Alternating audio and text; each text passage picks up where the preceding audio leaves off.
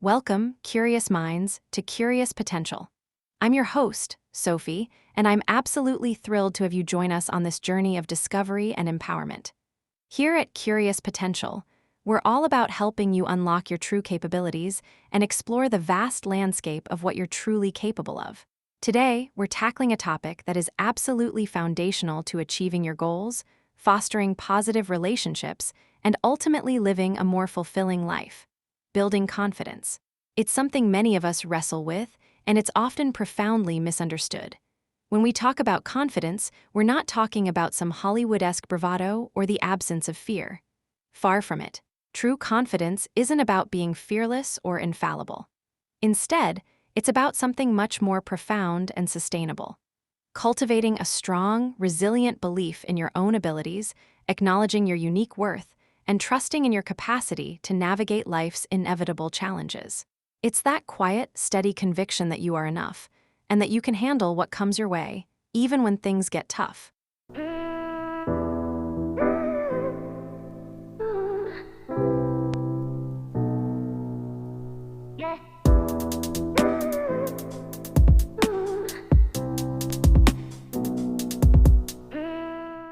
In this particular episode, we're not just going to talk about confidence in abstract terms. Oh no, we're going to dive deep into 5 practical, actionable steps, tangible strategies that you can start implementing today, right after listening, to significantly boost your confidence. We'll be focusing on some key areas that often trip us up on our path to self-assurance. Specifically, we'll explore powerful techniques to challenge that nagging negative inner voice. You know, the one that whispers doubts, "You can't," and "what ifs" in your ear. We'll also discover the transformative power of self-compassion, learning to treat ourselves with the same kindness, patience, and understanding we'd effortlessly offer a dear friend. And perhaps one of my favorite parts, we'll uncover how to leverage the incredible, often underestimated, power of celebrating even the smallest achievements. These tiny victories are the essential building blocks of monumental self-belief and momentum. By the time we wrap up this episode, my hope is that you won't just have a theoretical understanding of confidence, but a clear, actionable roadmap to a more confident, more empowered you. Are you ready to take that first step with me? Let's get started.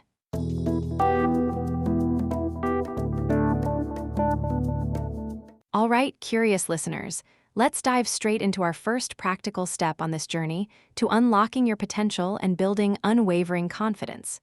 And trust me, this one is absolutely crucial. It's all about becoming acutely aware of what's happening inside your own head. You see, we all have an inner voice, that constant stream of thoughts and opinions that accompanies us through life. But here's the kicker. For far too many of us, that inner voice isn't a supportive friend or a gentle guide. It's a harsh, relentless critic. We call this negative self-talk, and it can manifest in so many insidious ways. It's the constant stream of doubts that whisper, "You can't do it," or the criticisms that chip away at your self-worth with, "You're not good enough." It's the tendency to catastrophize every minor setback into a full-blown disaster, or to relentlessly focus on every perceived flaw, big or small. Think about it. How often do you catch yourself muttering internally, "I'll totally fail at this," or "What's even the point of trying?" This kind of thinking, this constant barrage of negativity from within, can be absolutely crippling. It doesn't just make you feel bad in the moment. It actively undermines your motivation, drains your energy, and most damagingly, it can prevent you from even attempting new things, leaving your potential untapped.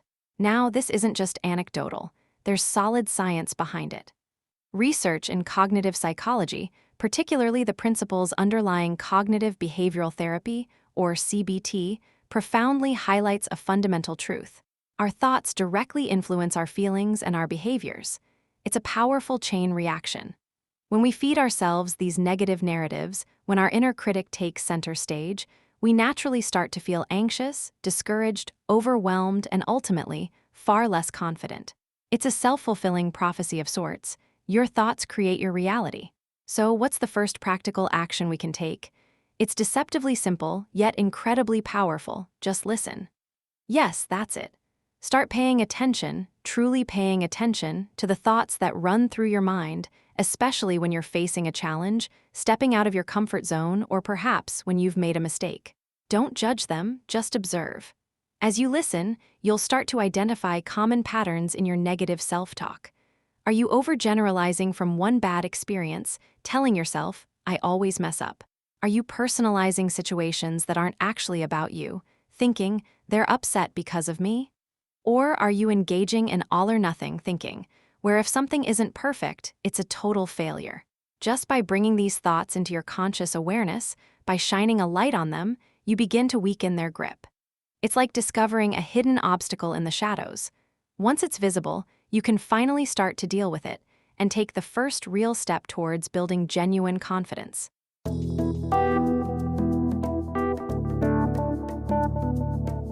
Welcome back to Curious Potential. In our last segment, we talked about tuning into that inner voice and identifying those sneaky negative thoughts. Now that you're aware of them, what's the next crucial step? It's not about silencing that voice completely or pretending everything is sunshine and rainbows. That's what we call toxic positivity, and it's not helpful. No, the real magic happens when we actively challenge and reframe those thoughts. Think of it less as a battle and more as a gentle, yet firm, negotiation with your inner critic. Our goal here isn't to ignore reality, but to develop a more balanced and realistic perspective on whatever situation you're facing. It's about questioning the automatic assumptions your brain makes when that inner critic pipes up. Instead of simply accepting your inner critic's pronouncements as undeniable gospel truth, we're going to put them on trial. You become the curious, objective lawyer, asking the tough questions. The first question to arm yourself with is there actual evidence to support this thought? Seriously, dig deep.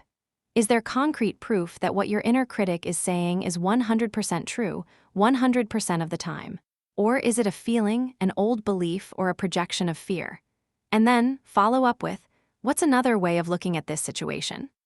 This second question is incredibly powerful because it forces your brain to shift gears, to open up to alternative interpretations rather than getting stuck in a single, often self-defeating, narrative. This isn't about denial, it's about expanding your perspective. Let's use a common example. Perhaps your inner voice blares, "I always mess up presentations."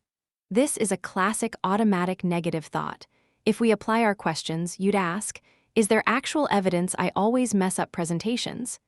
Chances are, you can recall past presentations that went well, or at least weren't complete disasters. Maybe you had a successful one last month, or even just aced a smaller team update. The reframed thought isn't to say, "I'm perfect at presentations," but something more balanced. "I've had some challenging presentations, but also successful ones. I can acknowledge areas for improvement without letting past mistakes define my future performance." Or, even better, what can I focus on right now that I can control to make this next presentation better? This shifts you from self-blame to proactive problem-solving, a far more empowering place to be. Now here's another truly powerful technique. Imagine your best friend came to you with that exact same negative thought. Would you reinforce it? Would you say, "Yeah, you're right, you always mess up, you're terrible"? Of course not. You would offer encouragement, provide perspective, remind them of their strengths, and offer support. You'd treat them with kindness and understanding. So, why do we deny ourselves that same compassion? The challenge and the growth comes from treating yourself with the very same kindness and understanding you would offer a cherished friend. This consistent practice of actively challenging and reframing your thoughts is often referred to as cognitive restructuring. It's about interrupting those automatic negative patterns and consciously choosing more constructive, supportive interpretations of events and your own capabilities. Cognitive restructuring isn't just about feeling better in the moment. It's a fundamental skill for long-term well-being. It's a deliberate shift from the heavy burden of self-blame to the empowering process of self-reflection and proactive problem-solving. Think about it, if you constantly tell yourself you can't, you won't even try. But if you begin to question those limitations and find alternative perspectives, you open yourself up to possibilities. This practice doesn't just improve your mood. It naturally builds deep-seated resilience, allowing you to bounce back from setbacks with greater ease, and it fundamentally boosts your confidence. By changing how you talk to yourself, you change how you see yourself and in turn, how you engage with the world. This is truly where curious potential begins to flourish.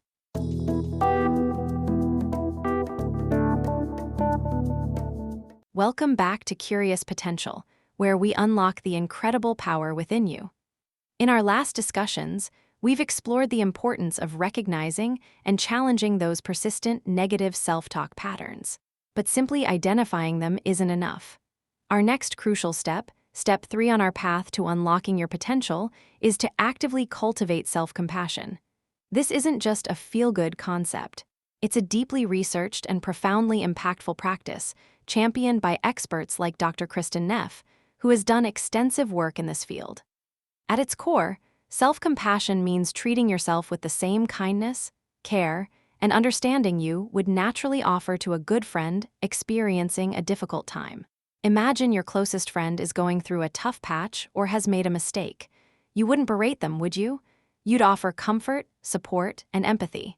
Self-compassion is simply turning that same gentle gaze inward. Dr. Neff identifies 3 core components that make up this powerful practice. First, there's self-kindness versus self-judgment. Instead of harshly criticizing yourself for perceived failures or shortcomings, you respond with warmth and understanding. Think of it as a shift from a punitive inner critic to a supportive inner ally.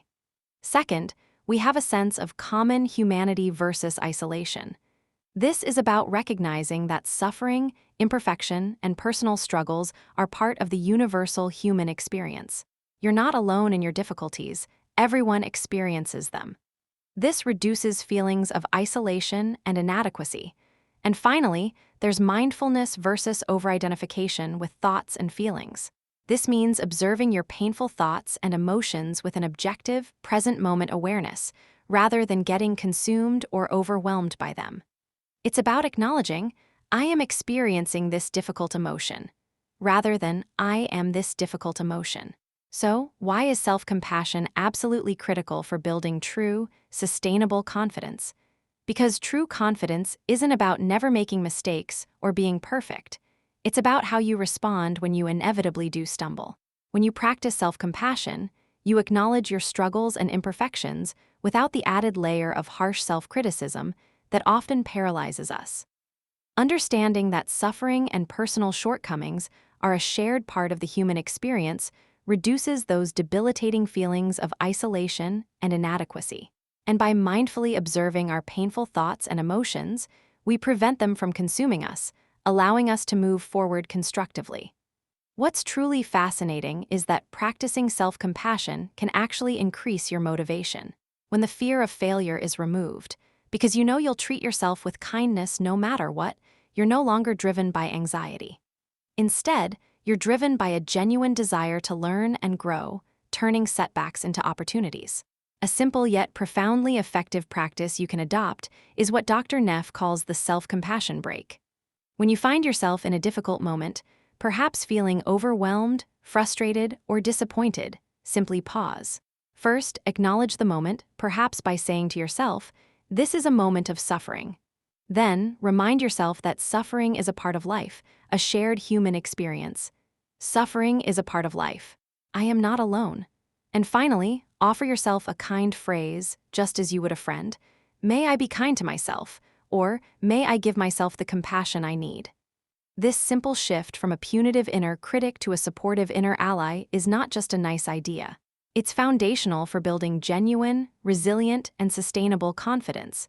It's about building a fortress of inner strength, brick by self-compassionate brick. Join us next time as we explore our final step.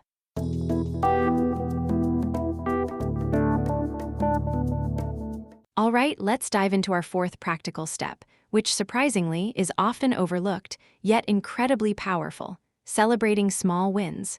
It sounds so simple, doesn't it? But in our relentless pursuit of grand goals, we frequently dismiss incremental progress. We wait for that massive, show-stopping achievement to finally feel accomplished, to finally pat ourselves on the back. But here's the thing. That mindset can be a motivation killer. You're constantly pushing, striving, but never truly pausing to acknowledge the journey itself. Research, and I love when science backs up these intuitive ideas, including fascinating work by Harvard Business School professor Teresa Amabile, demonstrates just how vital this step is. She found that of all the myriad things that can significantly boost our emotions, motivation, and even our perceptions during a workday, the single most important factor is making progress in meaningful work. Think about that for a moment. Not a huge bonus, not a massive promotion, but simply making progress. It shifts everything. So, how does celebrating these tiny victories actually work its magic? Well, it's rooted in our brain's chemistry.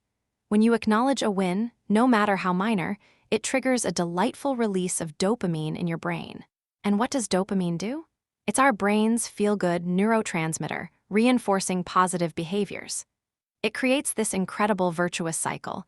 You achieve something small, you celebrate it, you feel good, which then motivates you to keep going, leading to more achievements and more dopamine. It's a self-perpetuating engine of success. This practice provides tangible evidence of your capabilities. It's like collecting little badges of honor that prove to yourself, hey, I can do this. I am making progress. And that, my friends, is how you build momentum. It's not about waiting for the finish line to cheer. It's about cheering every step of the race. It profoundly shifts your focus from the daunting list of things you haven't done yet to the empowering reality of what you have accomplished, no matter how minor it seems at first glance. Let's get practical with this. What counts as a small win? Well, it's probably more than you think. Did you finally take that first scary step and just start that challenging project you've been dreading? That, my friend, is unequivocally a win. Did you stick to your commitment to exercise for just 15 minutes, even when you felt like quitting? Absolutely, that's a win. Did you have that difficult conversation you'd been putting off, even if it didn't go perfectly? A massive win. These moments are often dismissed as just part of the process, but they are crucial milestones.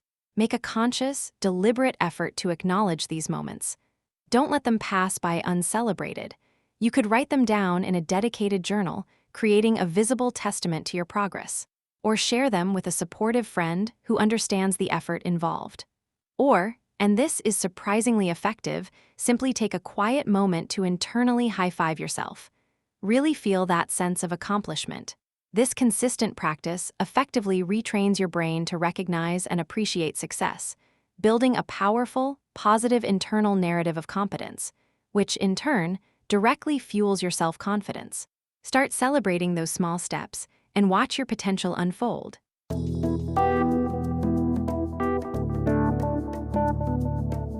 Welcome back to Curious Potential. We're nearing the summit of our journey to cultivate unshakable self-belief. We've explored understanding your inner critic, celebrating your strengths, learning from setbacks, and cultivating self-compassion.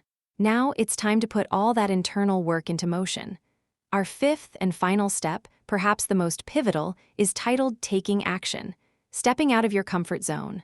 This step is where the rubber meets the road, where theoretical knowledge transforms into lived experience. Because here's the truth about confidence. It isn't built in a vacuum of inaction, it's forged through experience. Think about it, you don't become a confident swimmer by reading books about swimming, you get in the water. While our previous steps have been crucial for managing our internal world, understanding our thoughts, beliefs, and emotions, this step is fundamentally about engaging with the external world. It's about deliberately pushing those boundaries, even if just by a tiny, almost imperceptible bit. Far too often, the fear of failure or the paralyzing fear of judgment keeps us stuck, perpetuating a self-defeating cycle of low confidence. We tell ourselves we can't do something, so we don't try, which then confirms our belief that we can't do it. To break this insidious cycle, we need to gather irrefutable evidence for our capabilities. And the best way to do that, through action, however small. Now I know what some of you might be thinking. Sophie, I'm already terrified. How can I just step out? And that's precisely why the key here is to start incredibly, ridiculously small. We're not talking about leaping off a cliff. We're talking about taking a single pebble and gently rolling it forward. Let's say public speaking fills you with dread. Your first action isn't to sign up for a TED Talk. Instead, perhaps your initial brave step is simply to ask a question during a team meeting, or maybe even just contribute a single point in a low-stakes discussion group with people you trust. The idea isn't to overwhelm yourself, but to create tiny, manageable challenges. Or maybe you've been wanting to try a new hobby, let's say painting, but you're convinced you have no artistic talent. Your first action isn't to enter a national art competition. It could be as simple as spending 15 minutes researching local art classes online, or even just signing up for a free introductory session. The point is, each small step you take, each micro-action that pushes you gently beyond what feels safe and familiar, provides invaluable data points. These are pieces of undeniable proof that directly contradict your negative self-talk. They are tiny victories that whisper, "See? You did that. You survived. You learned." Every time you take one of these small, brave steps, you're gathering evidence. Evidence that you are capable. Evidence that you can learn something new. Evidence that you can survive discomfort and perhaps even discover a hidden enjoyment. With each successful small venture, your comfort zone doesn't just nudge forward, it visibly expands. Your perceived limitations, those invisible walls you've built around yourself, begin to diminish. And organically, genuinely, your confidence grows. It's not about a sudden jolt or a fake it till you make it approach. It's about a consistent, gentle expansion of your capabilities and your belief in them. Remember, the mantra for this step, and indeed for our entire journey on curious potential, is progress, not perfection. You're not aiming for flawless execution on your first try. You're aiming for movement, for trying, for learning. Embrace the beautiful messiness of the learning process. Be incredibly kind to yourself through it all, acknowledging the courage it takes to even try.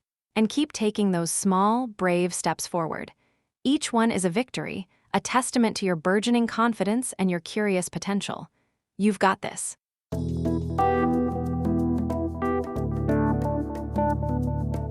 All right, and there you have it, fellow explorers of curious potential. We've journeyed through 5 practical, actionable steps to truly building lasting confidence. Remember, this isn't a destination, it's a dynamic, evolving journey. It all begins, profoundly, with learning to challenge that incessant inner critic, cultivating a deep sense of self-compassion, and embracing the immense power of celebrating every single step forward, no matter how tiny it might seem. When you combine these powerful internal shifts with the courage to simply take action, even with a tremor of doubt, you are unequivocally on your way to unlocking a more confident, more resilient, and truly empowered version of yourself. Always remember this crucial truth. Confidence isn't about being entirely free of fear. It's about finding the strength to move forward precisely despite that fear. So, I urge you, start today.